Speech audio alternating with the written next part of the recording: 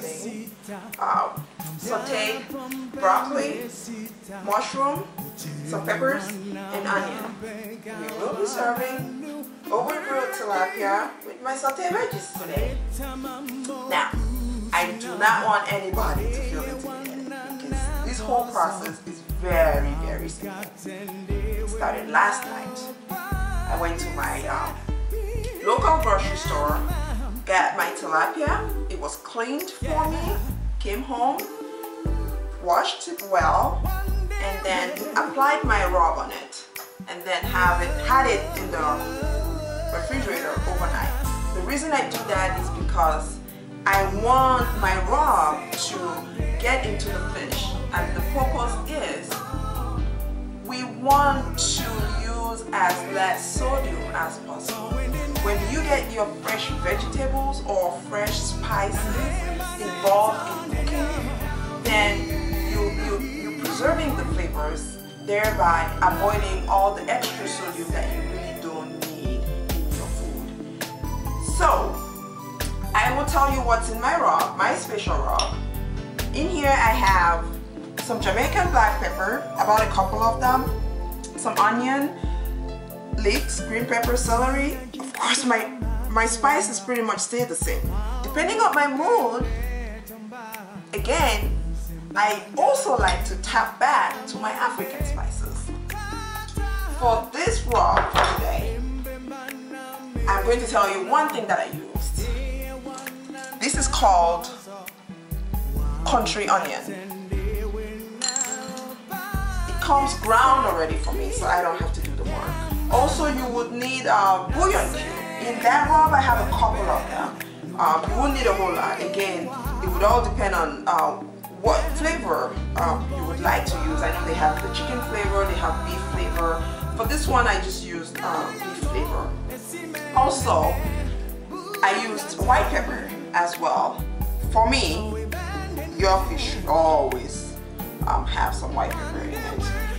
And then to puree my rub, I used a little bit of canola oil because while in the oven, I don't want it too soaky or too liquidy while I'm cooking it.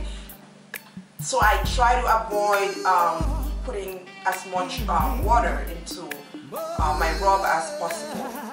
Before I put my fish in the oven, since it's already done, I want to tell you one more thing.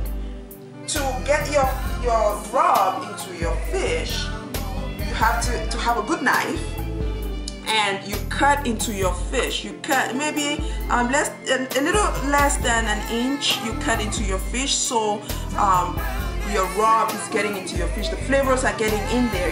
Your spices are getting there as it marinates overnight.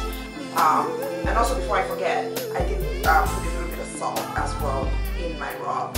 I have my oven preheating at 350 on the bake, but it's up to 350 now, so I am going to change it to broil. And the reason why I'm changing it to broil is because when I put my fish in there, I don't want my fish to get too dry, and the broiling the fish does that trick for you. Now that I have my fish going in the oven, I'll tell you about a little sauce that I made to go along with my fish. The sauce is going to comprise of the Jamaican pepper, a little bit of onion, leeks, a little bit of celery, and some green and red pepper. What I normally do is I would steam my Jamaican pepper for about 5 to 10 minutes and pretty much cook it, and then put it in my blender and then add the other spices into it. Put a little bit of olive oil in it and then puree it.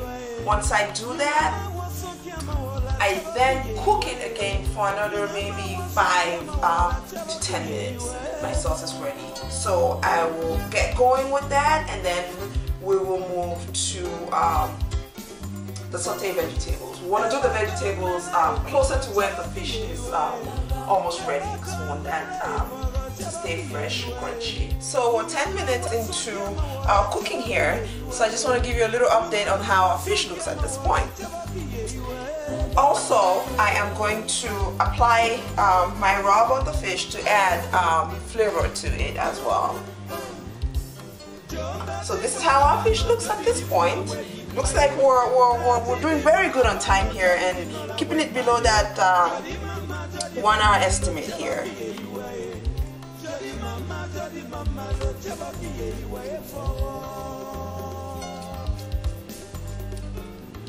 So now I'm going to flip the fish and then put it back in the oven so it continues to cook. So as you can see, my Jamaican pepper is cooked. While it was cooking, I had the other things I mentioned earlier ready for you. So now I'm going to puree all of this, put it back in the pot and simmer for about 5 to 10 minutes. While I have my fish almost ready and my fish sauce almost ready as well, I will go ahead and put the sauteed vegetables together. I have my oil going. I am using olive oil today. I have it just warming up a little bit. And also something else I will be adding today, it's just my little trick in the kitchen. I like to keep my flavors together, so the same rub that I used for my fish, I am going to use 2 tablespoons of that in my sauteed broccoli. That way I'm keeping all the flavors together, because I don't want to use other spices for my vegetables, then it kind of takes the theme away. So in order to put that thing together, I will be using part of my special rub in that saute as well.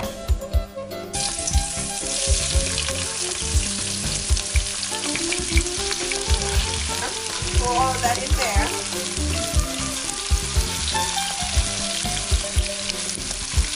Just gonna let it fry here for just a minute or so.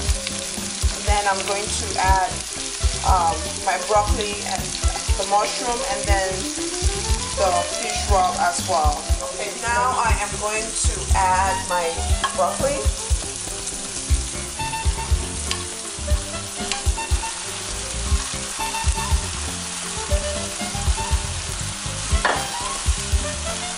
Mushroom.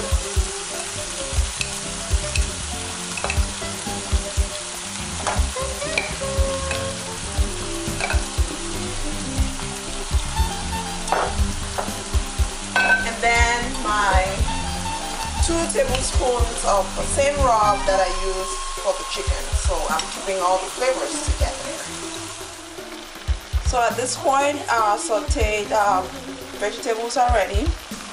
Obviously our fish sauce is ready as well.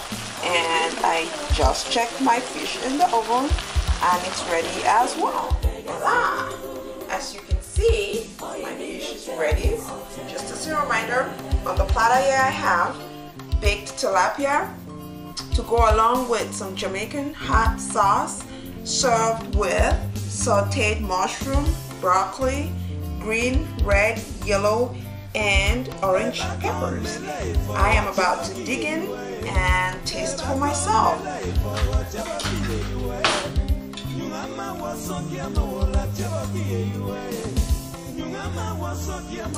Fish looks really moist.